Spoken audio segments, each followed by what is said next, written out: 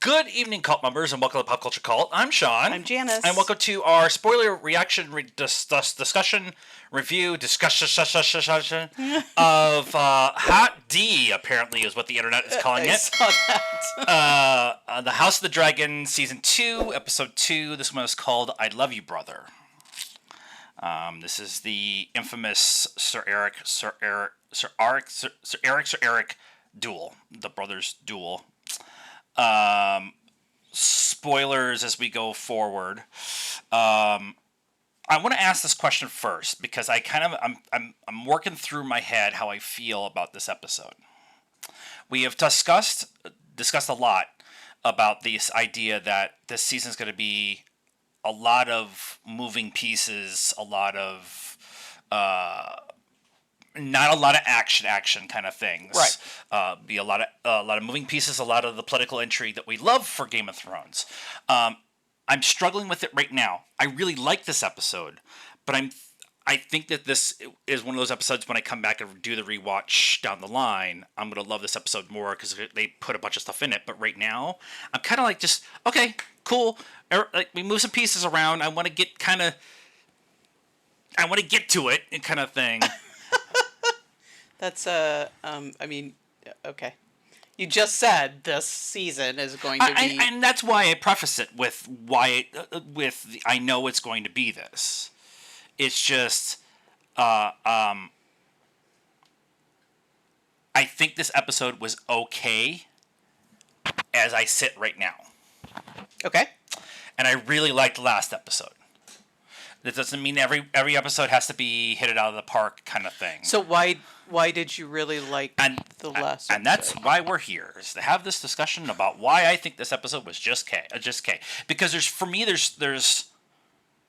three major things. It's picking up right after the morning after the night of Blood and Cheese. Yeah. And the consequences of that, the small council meetings on both Rhaenyra's side and Aegon's side.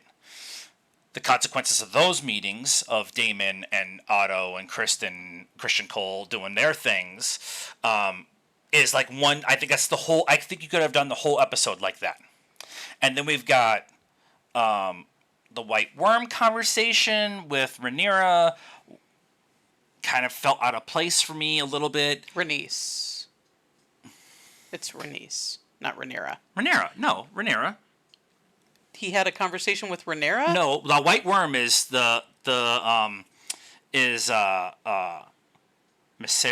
the the girl. The girl that her nickname in the show is the White Worm. Okay. So their conversation feels like it's something else up down the line, especially when the White Worm sees Eric come in and doesn't do anything about it. I think she does. I just don't think that we see it. I think that she's the one that goes and tells Eric that his brother is there.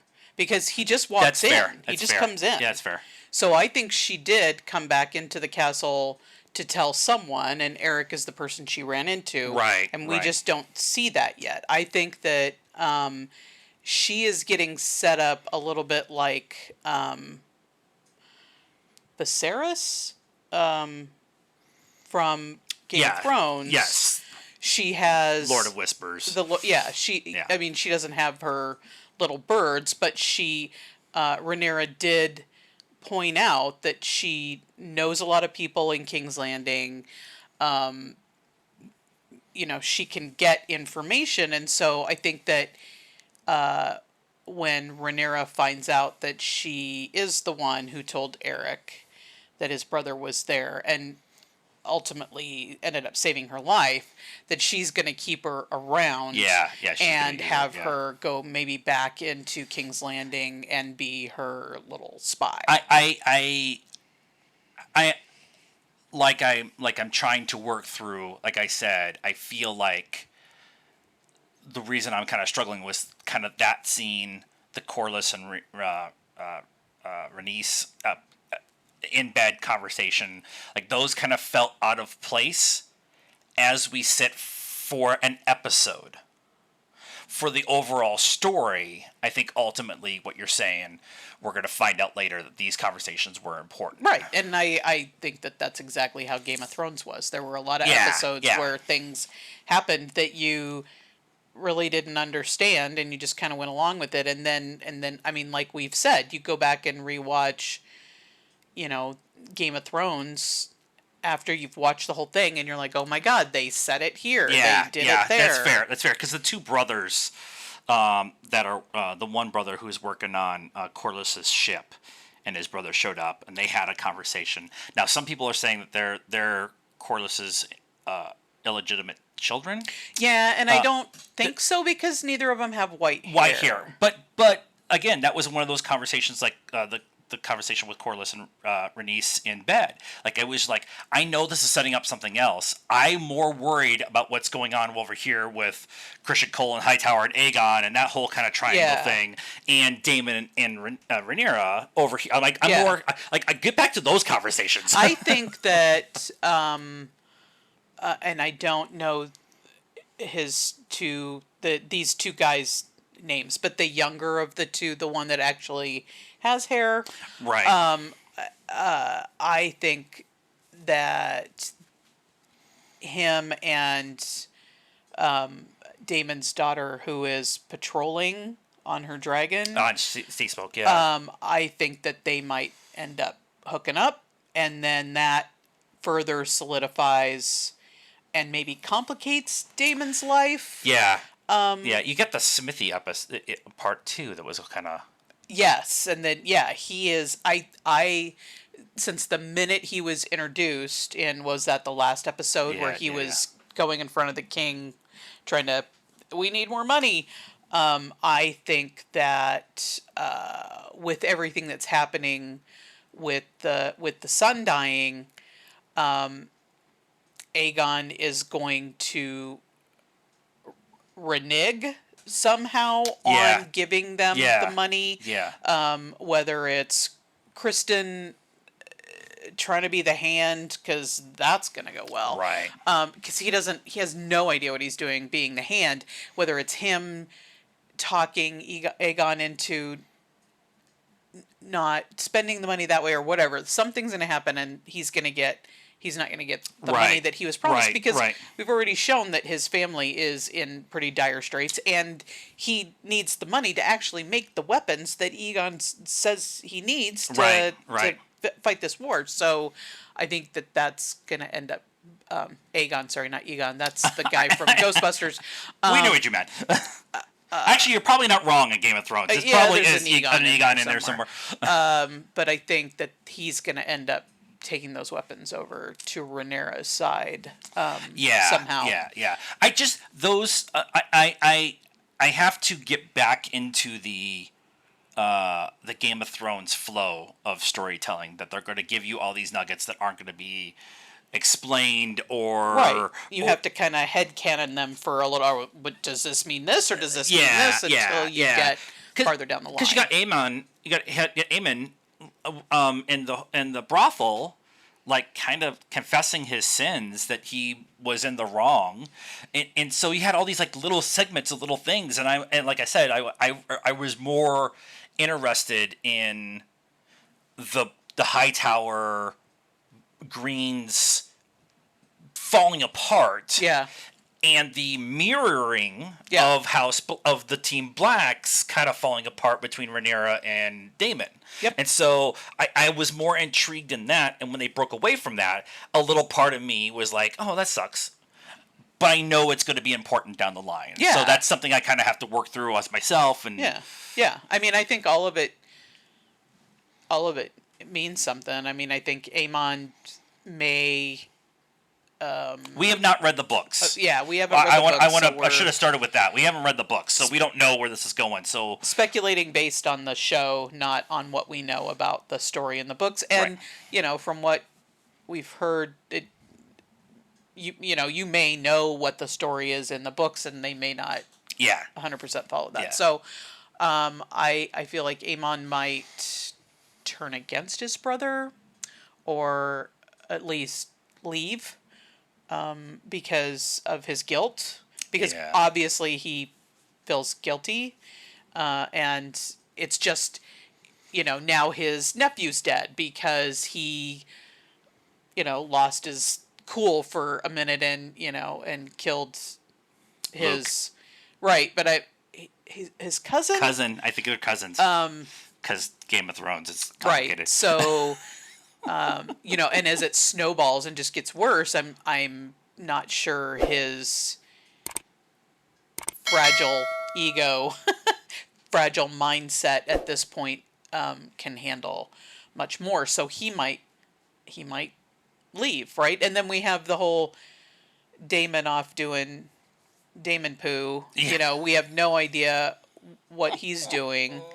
And then both women just like, I mean, you were really frustrated with Allison, right? Because Right. she put herself and her family in this position, but now the tables are kind of turned with Rhaenyra as well. Like, you're like, you trusted Damon, and she even, I mean, at least, here's the thing, at least Rhaenyra understands and even vocalized. Yeah. Like, I was a child and I let my childish ideas of romance or whatever blind me to the fact that you're in it for you. Yeah. And Yeah. Allison is just like more like the, why is this happening to me? Everything is horrible. Right. That's right, that. right. She's more of that person.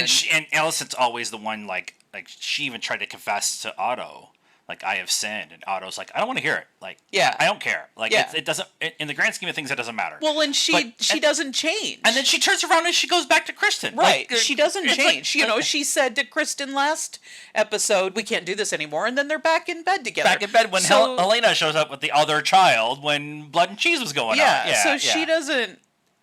Yeah. She knows that what she's saying and doing is wrong, at least deep down inside, but she doesn't do anything to stop it. To stop. Yeah.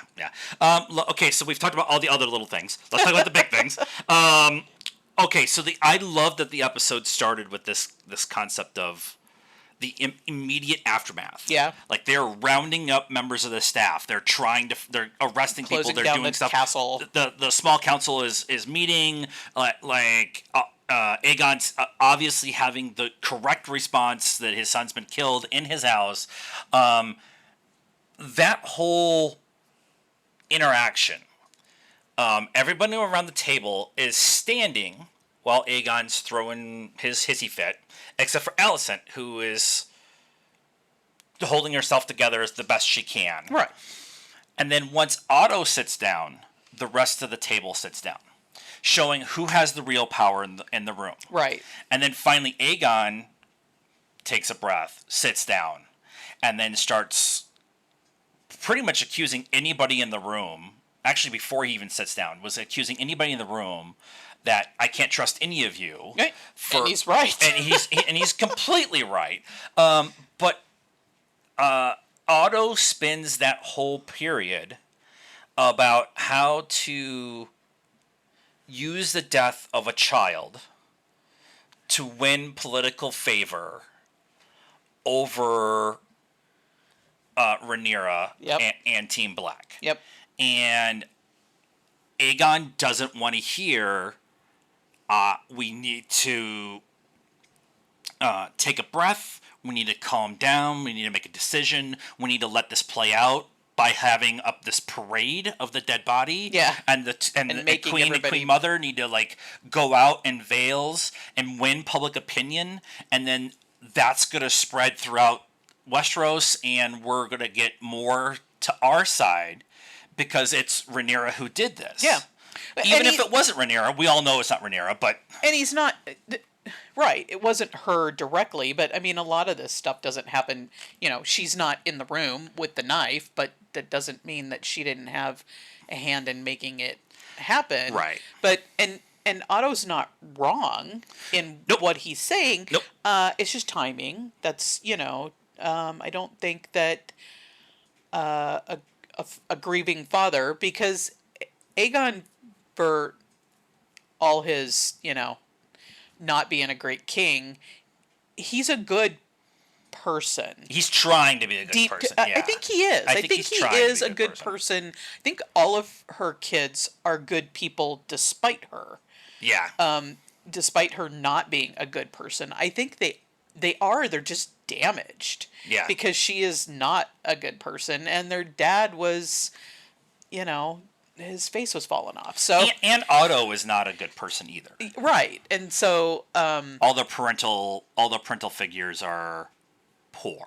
or yeah, I mean yeah, their dad could have been a good person, but he was old and busy dying. Yeah. So he loves his kids. So timing wasn't great.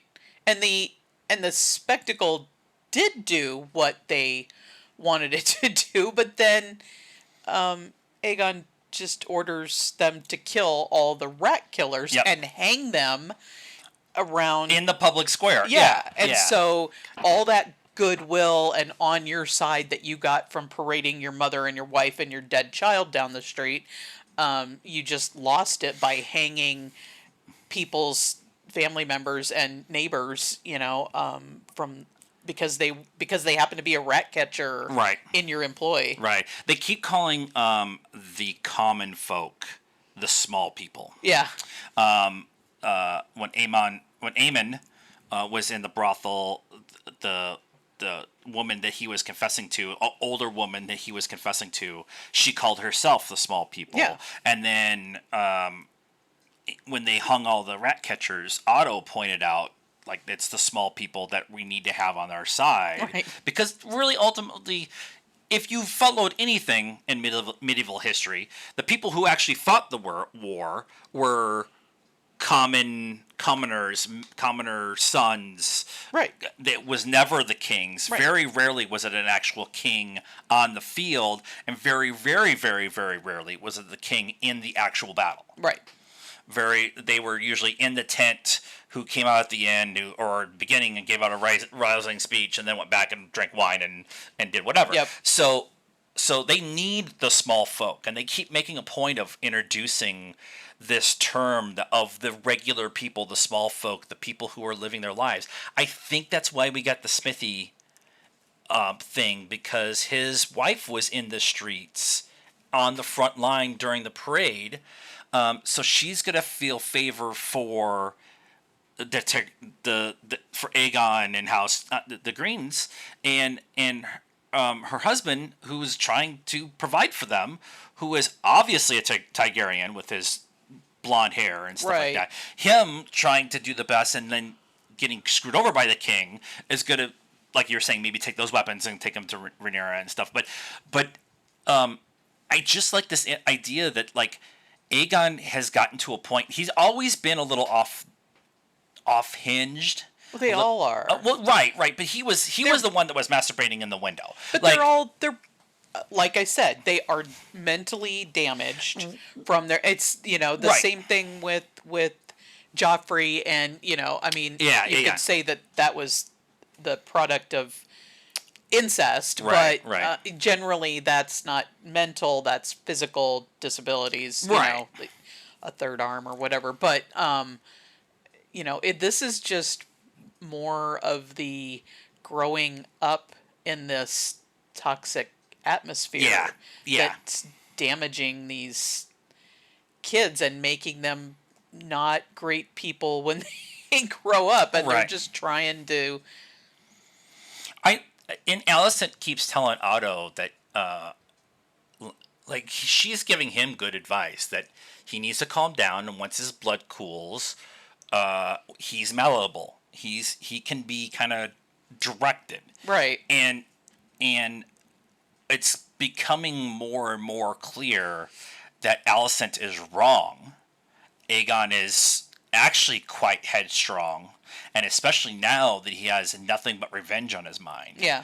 That he's going to make every decision based off of revenge and not being a good king and not being a good leader.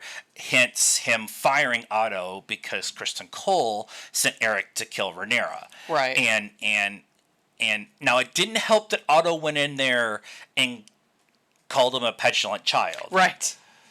It didn't help that the guy who's a little off kilter right now because he just lost his child is now got his grandfather and his leading advisor telling him this is petulant child. Right. Well, in the I can't remember what his name was. The foot fetish guy.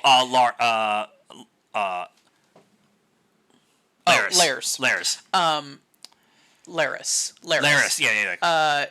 Telling Larry. him, that you should get rid. I mean, he was already whispering in his ear that he should get rid of Otto, and he should have gotten rid of Otto.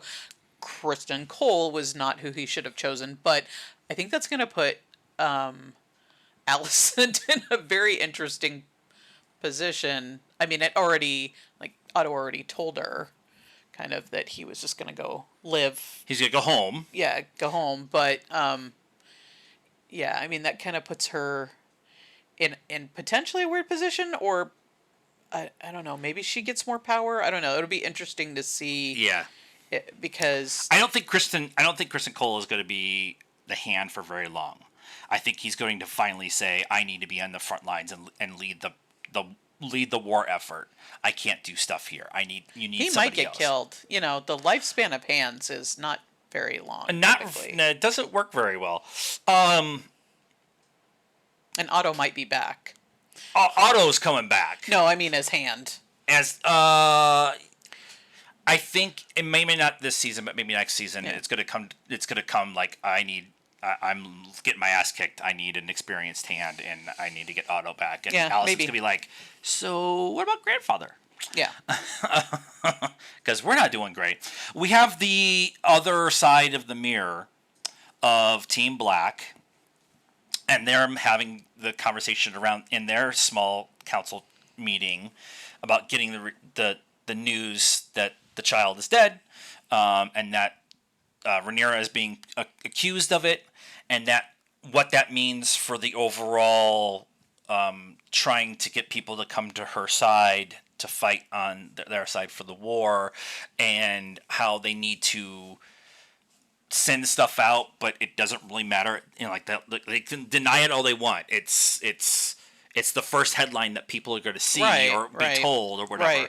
And they actually even in the post episode kind of breakdown, they even talked about like the idea of fake news and having the idea of the first news you hear is the first news that you keep in your mind, and then it's going to take so much to get somebody to kind of come back around. Yeah, it's like the adage about first impressions are, it takes like 5 good things to reverse one bad thing, and if your first impression is a bad thing, and So that whole meeting, Rhaenyra gets kind of I don't want to say bitchy about it, but she gets very like matter of fact. Like, did anybody at this table ask for this? I did not ask for. I wanted Aemon. I wanted Aemon's head. I wanted Aemon. She didn't even say dead. She just said I want Aemon Targaryen. And she like calls everybody out on the table. And the one I don't know who he is. It looks like Stark Armor. It's not Stark Armor. If you know the name, please be nice in the comments. But he's kind of pushed back on her. And Rhaenys is the one who kind of like stepped in. It wasn't Daemon who stepped in. Right. And the entire time, Daemon's sitting there with a smirk on his face. And they cut away from the small council, and Rhaenyra and Daemon are having it out in the private chamber. And she calls him on his poo. They love each other. They are connected beyond title or husband and wife or whatever. They are connected on a deeper level than anybody else in this show. Yeah. But Daemon's still Daemon. Yeah. And Daemon still thinks he should be king. Yeah. And all of his actions have shown that he thinks he should be king. And this action that he keeps saying, "Oh, I did this for you to do what it is." Yeah. And she's like, "I didn't ask you to, so you can't say you did it for me." It's semantics, because even in the conversation we all had over this last week, they cut away from Daemon asking blood and cheese for Aemon. Right. I mean, And then the two of them said a son for her son. And then here, Rhaenyra asked him, like, did you tell them Aemon or did you tell them a son for a son? And he's like, what they did was their thing or whatever. Yeah. It like he kind of like blows it all off Yeah. for so long, and then finally he just like it kind of he never says it, but he wants the war. yeah. He is a fighter. yeah. He is a warrior. He wants to be. And one of the things they pointed in the after show thing was one of the things that helps Rhaenyra with her claim to the throne is that the commander, the warrior that is Daemon, is by her side. Right. And now there's that rift between the two of them, and Daemon's off doing Daemon poo. Yeah.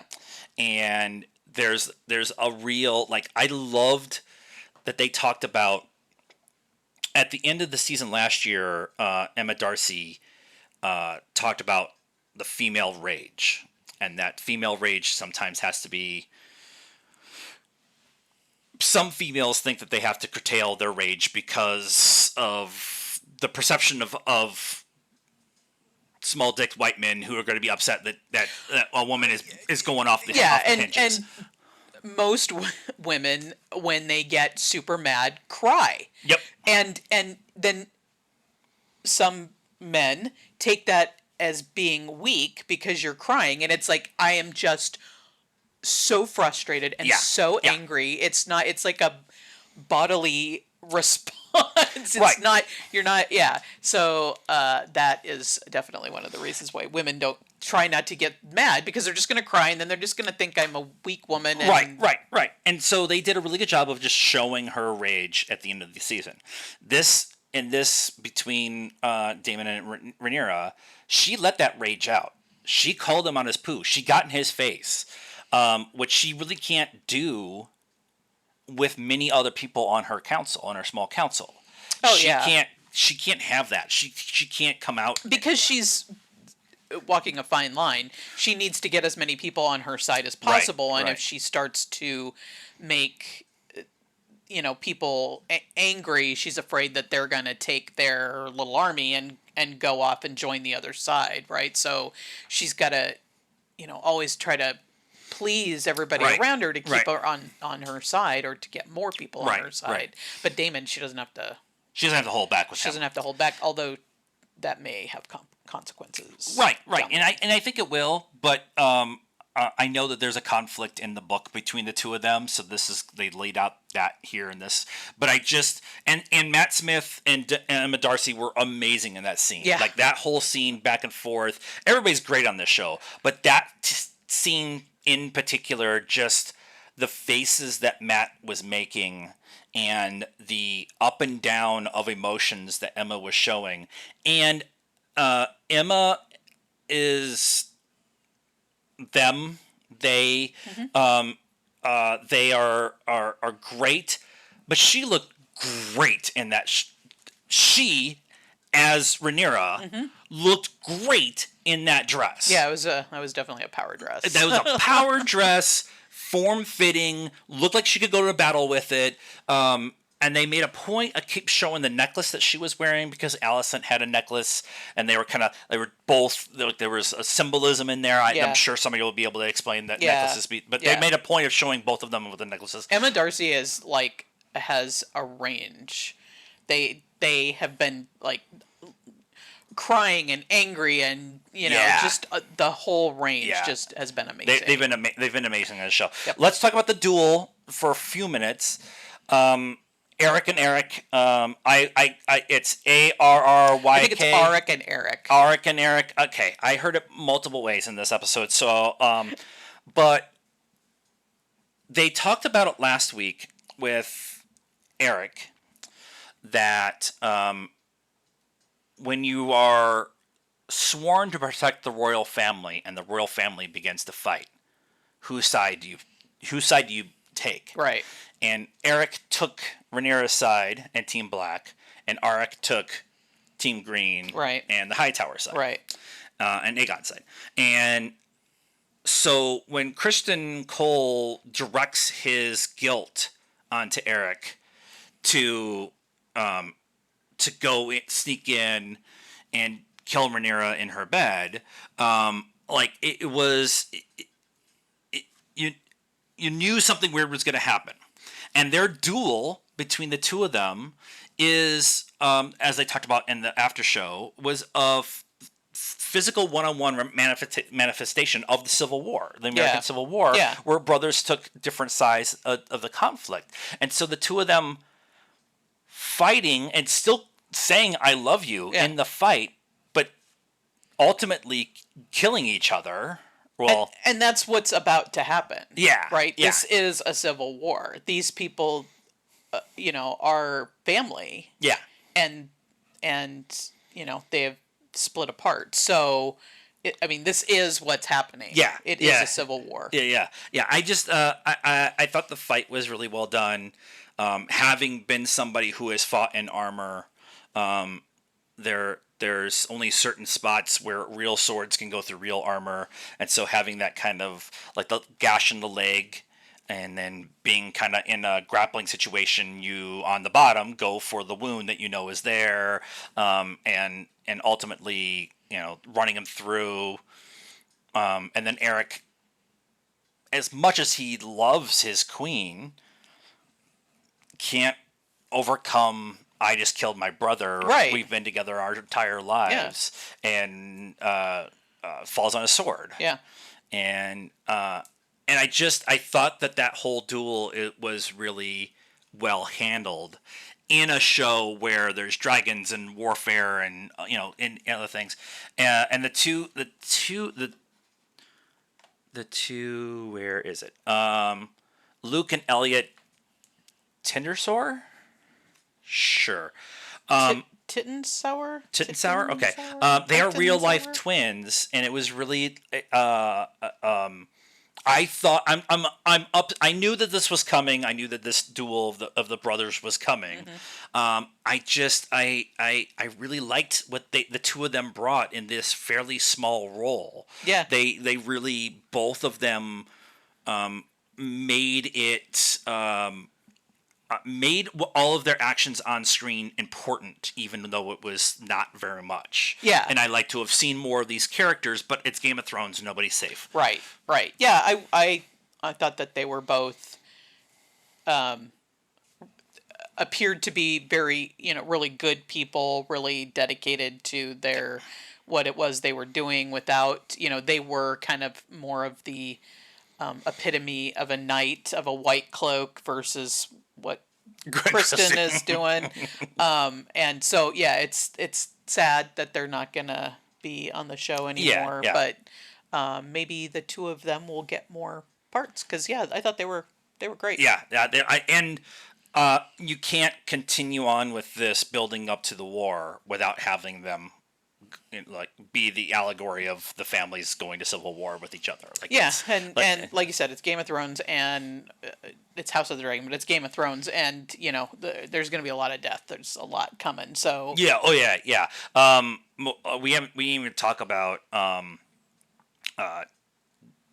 Jake and Bella having their whole kind of conversation, talking about their fathers. Jace and Bella having the conversation about their fathers, and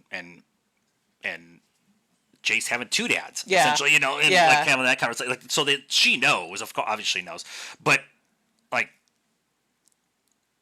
knowing that not everybody's going to make it through, like Game of Thrones, it's going to be the younger characters who are going to stay on longer and longer and longer. So we're gonna be invested with Sansa and Arya and Jon and Theon and stuff like that, because they're going to be nothing characters the first season, and then kind of give them a little bit of agency in the second season, and then by the time we get to the fourth season or fifth season, they're going to be in the middle of all of it, and they'll end up being the ones on the throne. So, or they'll be dead. So let us know what you thought of. That's it. I think that's everything we wanted to cover. Let us know what you thought of this episode and our reaction to it in the comments down below if you are on YouTube. If you are not on YouTube and you're listening to us on Spotify, answer the poll. I've been putting a poll up every time. I just want to know if you like this episode or not. Yes or no. That's easy. That's easy enough. And if you do like what you're hearing, please subscribe to the channel. It's free. It helps us out. And it, viewership or listenership is, small right now, but we're slowly building. Right. And like the video if you're on YouTube, and then follow us on all the social media stuff: Facebook, Instagram, Twitter, and TikTok. At least until January for TikTok, until they get their poo together. And until next time, cult members, good afternoon, good evening, and good night now.